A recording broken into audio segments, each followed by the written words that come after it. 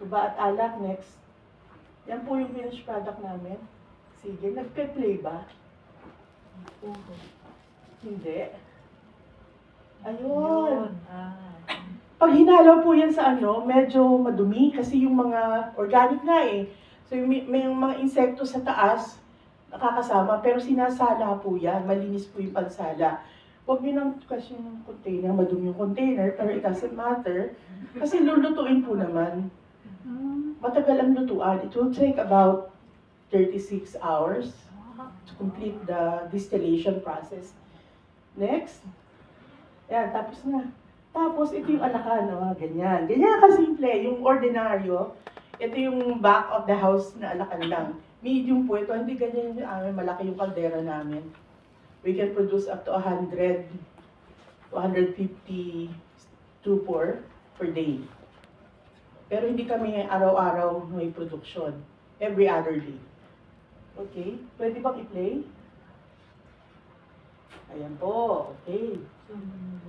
Niluluto po siya, hindi po siya tinitimplang hinahalo ng glacial acid or alcohol, denatured, whatever.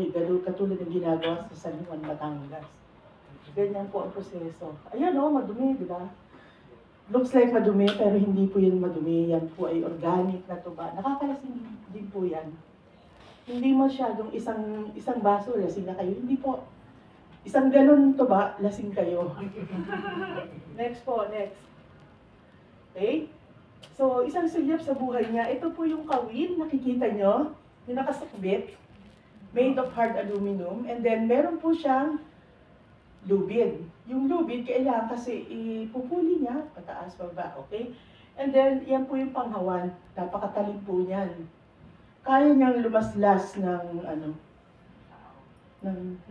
kalabaw. Oh my God. Matalim siya talaga, exertion. Okay? Kaya ko siya gustong pakita sa inyo kasi delikado po yung trabaho nila. You imagine they're going to climb up 30 to 40 feet na puno ng nyog. And they have no harness. Mind you. Basta ang skill lang po na kailangan dyan, magaling ka umakyat at may agility ka to balance. Kasi tatawid ka ng karitan. Hindi ako pwede, mataba ako. Hindi pwedeng medyo no pun intended.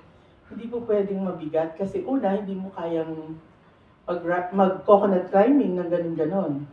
Walang sanga ang niyog, okay? Tapos walang kasiguraduhan sa kita because you are not sure about the weathering. We live in tropical area in a very typically rainforest area, umuulan, bumabagyo. Pag may bagyo, syempre bawal umakyat ang puno ng nyog. Tapos, pag umahangin, kahit na walang bagyo, bawal din. Delikado. Paano kung matastas yung pagkakakabit ng kawayan? That's another story. Tapos, wala po silang benefits. Walang health insurance. Sino naman tangang health insurance ang tatanggap ng insurance nila? Napaka-risky ng trabaho. They are not adventurous job seekers, no? Hindi sila nag-adventure lang, naghahanap buhay sila. Ang natatanggap lang nila, dun sa 100 na itala ko ng mga namatay dahil sa pagkahulog sa karitan, SSS. Noong time na yon, ang benefit na natatanggap ng pamilya sa SSS, 1.5 lang po kasi self-contribution, yung walang, kasi parang contractual worker sila. Sige po, next. Ayan po yung karitan. Saya, di ba? Flyover. Pero hindi po yan flyover. Okay? Yan, pinagkabit-kabit siya na puno ng nyog. Kaya may mga ngawayan. They have to be connected by coconut bamboo poles. So mga bipolars yung mga tao sa amin. Kasi one pole. Doon sila tatawid to transfer to another. And then, inaakyat nila, hindi isa-isa. Because there is a main post, tapos dadaloy sila doon hanggang matapos nila yung routine. Next.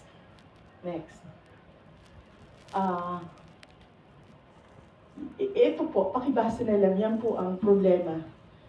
Honest po ako trust me, nakakamatay po ito. We have a relatively young population that starts drinking at the age of 12. Walang problema yun kasi everybody does it naman eh. Yung tatay nila nagiinom, so on the side, magiinom na rin sila. And there's no restriction kasi party ng party yan eh. It's part of the party. Party, okay? Next. Oh, medyo nakakatakot yung mga sakit na dulot. And as I've said, you don't just get pulutan the ordinary way. Ang common pulutan namin, lechon. Kasi on the side, marami kaming alagang baboy. We have a lot of pigs, we have a lot of chicken, we have a lot of dogs. Opo, hindi ko nakakatawa yun, pero kinakain po sa amin ng dog. We have a lot of sawa, Oh my goodness. python. We have a lot of, hindi naman crocodile, maliit na crocodile, bayawak. Yan po masarap daw, sabi nila, hindi po nangangain ng mga yon.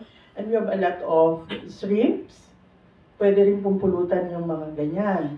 Tapos, kasi dalawang ilog yung napapagitan ng wakas. Marami pong pwedeng pulutanin. Kung wala ng pulutan, by the way, may tinaglamig kami. This is our version of sisig. Who knows sisig? All of us. Oh. Sa amin, ang tawag ng tinaglamig. Hindi namin ginagawang sisig. Tenga yun ng baboy. Pinipira-piraso namin, tapos nilalagyan ng ang isang tenga, mga 2 mayonnaise jar. Tapos, ayan ng sibuyas. Okay, so, napakasaya, diba? Tapos, karaniwan na rin,